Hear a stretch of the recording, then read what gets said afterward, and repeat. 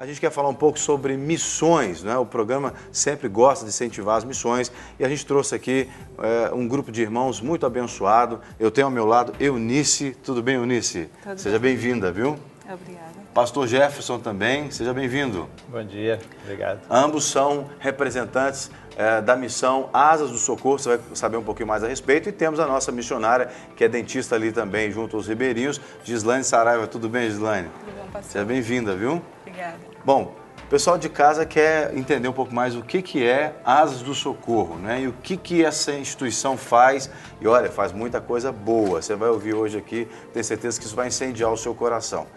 O que é Asas do Socorro, para quem não conhece ainda, Pastor Jefferson e Eunice? A Asas do Socorro é uma missão evangélica que atua no Brasil desde 1955, utiliza aviação de pequeno porte para realizar seu trabalho missionário e também ação social. Então, quer dizer, uma ONG que usa aviação como uma forma de levar esperança para as pessoas, levar socorro para as suas necessidades. E aí, esse tipo de ação social inclui que tipo de serviço? Eunice, deixa a Eunice responder para a gente. Nós temos um lema que é chegar nas regiões mais isoladas. Então, o transporte aéreo, ele possibilita isso, que as pessoas cheguem em lugares com menos tempo, com mais segurança, aos missionários que trabalham nas regiões, esse acesso, esse apoio, e aquelas pessoas que moram nas comunidades. Desde 1985, a Asas do Socorro desenvolve um trabalho na área de saúde, ações sociais e também evangelismo. Então, a gente possibilita que equipes de saúde, pessoas que são voluntários do Brasil inteiro, cheguem lá para compartilhar um pouco, através das suas profissões, né, aquilo que eles podem doar de trabalho para as comunidades que estão tão distantes. Nós sabemos que para chegar nesses lugares é muito difícil, em todos os sentidos, e também o poder público tem muita dificuldade de providenciar essa assistência para as pessoas que moram nessa região. Então, vocês têm profissionais como a Gislaine, por exemplo. No caso, a Gislaine é missionária de Lagoinha, né? A Lagoinha enviou a Gislaine lá para o meio da Amazônia, né? Para cuidar da boca, da saúde ali dos ribeirinhos, e profissionais como ela, médicos, né? Outros profissionais também que atuam no cuidado do ser humano. Sim, a gente tem profissionais que vão por tempo curto, passam uma semana, 2 semanas com a gente. E também temos pessoas como a Gislaine, que é uma parceira, atuando na comunidade. Quer dizer, nós somos parceiros dela, né?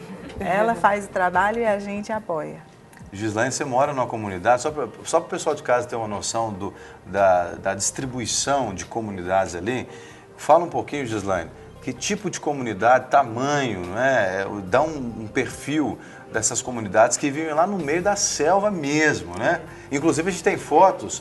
E aí a produção pode preparar as fotos aí, porque no momento certo a gente já vai mostrando algumas fotos daquilo que ela for falando. Se tiver condição de mostrar enquanto ela está falando, vai ser bom, vai ilustrar o que ela está falando.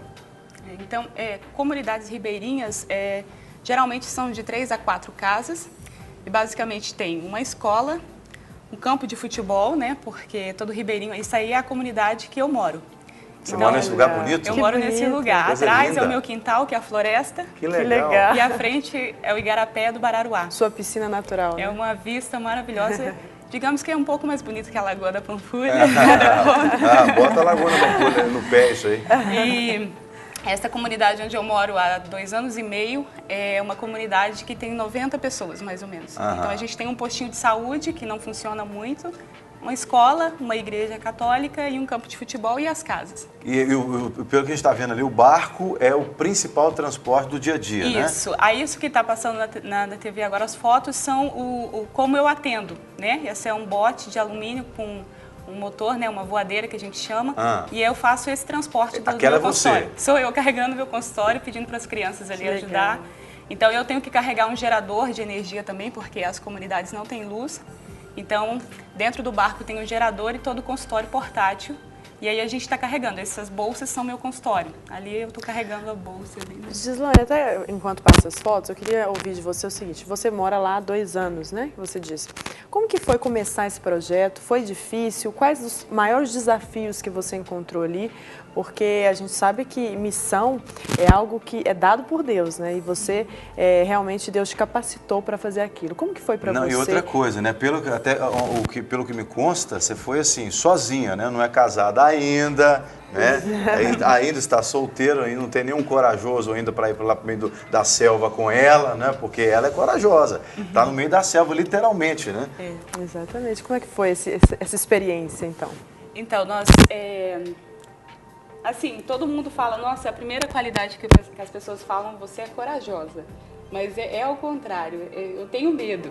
Eu tinha medo, porque quando fala Amazonas, o povo fala índio, jacaré, onça, né? Então tem tantas histórias com relação ao Amazonas. Mas tinha esse chamado, essa vontade de ir para os menos alcançados. Como Eunice e o pastor Jefferson falou, a região amazônica é muito difícil o acesso. Existem lugares que de Manaus são 23 dias de barco. Uau! Né? Então nós estamos a 22 horas de barco de Manaus. Mas aí tem um acesso de ônibus até a cidade e nós ficamos a mais ou menos 12 horas da cidade mais próxima. Olha. Então, assim, o novo sempre dá medo, né? Você não conhece bem. Primeira vez que eu fui no Amazonas foi com Asas de Socorro como dentista voluntária. Então ali eu fui perdendo o medo. Então talvez alguém aí que está nos assistindo fala, não, essa menina é louca, né? Fazer isso, mas talvez você possa ir numa visita com Asas de Socorro, conhecer, e aí é arriscado, né? Num bate e volta, comigo. né? Ficar como Eu ia eu perguntar fiquei. para o pastor, a gente vê desafios lógicos, né, que são a acessibilidade, às vezes o clima, a gente tem tantos outros desafios que estão aí por trás de tudo isso, desafios espirituais, tantas outras coisas. Eu queria que você falasse um pouco do cenário. Como é hoje os ribeirinhos, como são os ribeirinhos, o que mais vocês enfrentam lá de dificuldades, quais são hoje as maiores necessidades? Falar um pouco sobre esse cenário geral. Sim. As necessidades, né, elas começam pelas necessidades espirituais, como você mencionou. Como todo ser humano foi criado para amar a Deus e ser amado por Ele. E toda pessoa, em qualquer lugar, tem essa necessidade. Isso não é diferente com os ribeirinhos.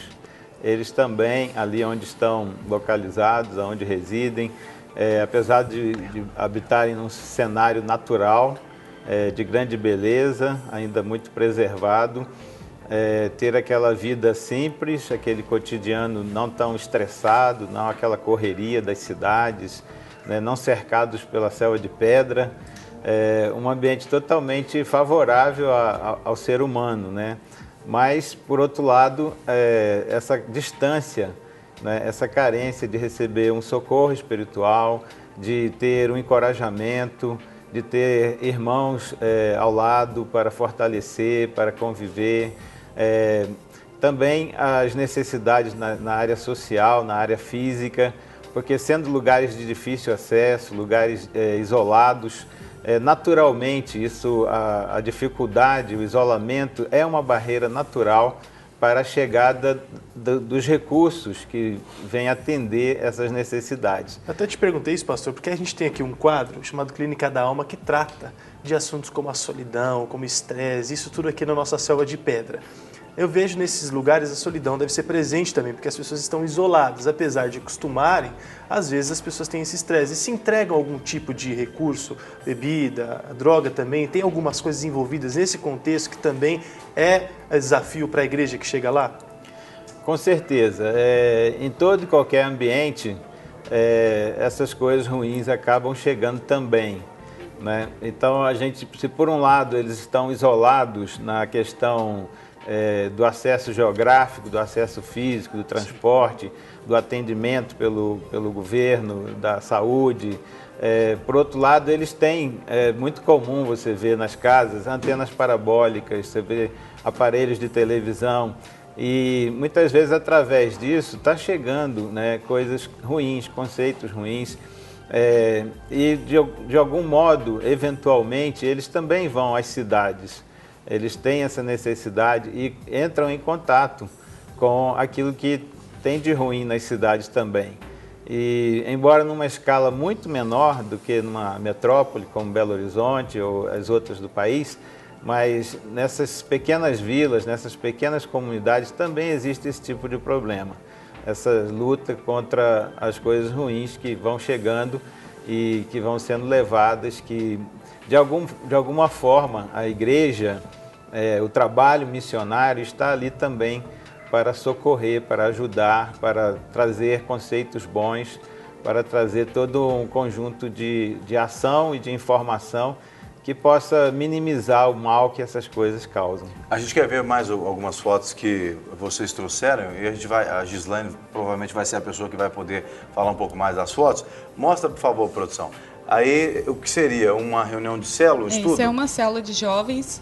E aí é bem ambientada, né? Debaixo de uma árvore. Que delícia. É o que mais tem árvore lá, né? Então nós temos trabalhado com jovens, isso é a célula de crianças, também nós trabalhamos muito com eles, trazendo princípios bíblicos. E tem muita criança nessas As comunidades sempre têm muitas crianças. E como que foi a receptividade ali deles? É à noite, né? Aquele lugar... Caiu à noite ali. Qual que foi a receptividade deles em relação ao evangelho? São pessoas abertas? Como que foi isso? Então, quando nós chegamos, que foi através de Asas de Socorro, então eles já ficam assim, né? Nós iniciamos o trabalho com clínicas, levando médicos, dentistas, enfermeiros e medicamentos. A gente faz um trabalho de evangelismo. Então, a gente tem um processo, como se fosse um relacionamento começando. A gente não chega, então nós pedimos, depois dessa visita com Asas de Socorro, nós pedimos se nós podemos entrar ali, morar. Então, a princípio, eles não acreditavam que seria verdade. Uma dentista morar aqui com a gente, eles não acreditaram, né? Então, mas depois eles são muito receptivos. Nós aprendemos muito com cultura ribeirinha. E nessa comunidade que você mora, vocês têm 90 pessoas, quer dizer, é uma mini cidade de 90 pessoas. Essa deve ser uma das maiores, penso eu, lá, né? É a segunda maior. Eu estou na segunda maior comunidade. Em média, seria o quê? 30 pessoas na comunidade? A comunidade maior, nós temos também um casal de missionários, Dias e Maguinho, de Lagoinha. Então, tem 34 famílias. É uma comunidade um pouco maior. Quais são os principais desafios para vocês? Aí, no caso, a Eunice também pode falar, juntamente com o Gislaine, que vocês enfrentam ali, estando ali, porque a Lu falou como foi a receptividade deles, mas no dia a dia, você está lá há 2 anos e pouco, a Eunice não mora lá, né, Eunice? Não. A Eunice só vai e volta. Eu acho que a Eunice podia falar um pouco porque nós deparamos com uma realidade de educação e saúde, são as principais necessidades nesses locais, né? A informação não chega. Então, a nossa parceria com a Asas entra exatamente aí, porque a Asa viabiliza esses projetos onde nós temos levado até as comunidades ribeirinhas. Falar da Amazônia é não só um desafio falar, como conhecer, né? Agora mesmo você fez a pergunta se são comunidades pequenas. São comunidades pequenas, mas as regiões são diferentes. Então, ela está falando de uma região que é no Rio Manacapuru. Tem um contexto ali, tem um contexto de sobrevivência em relação à madeira, extração de madeira e coisas assim. Você vai para outra região, o contexto é outro, é um contexto de pesca, são lugares diferentes, né? E as maneiras de lidar com a sobrevivência também é diferente.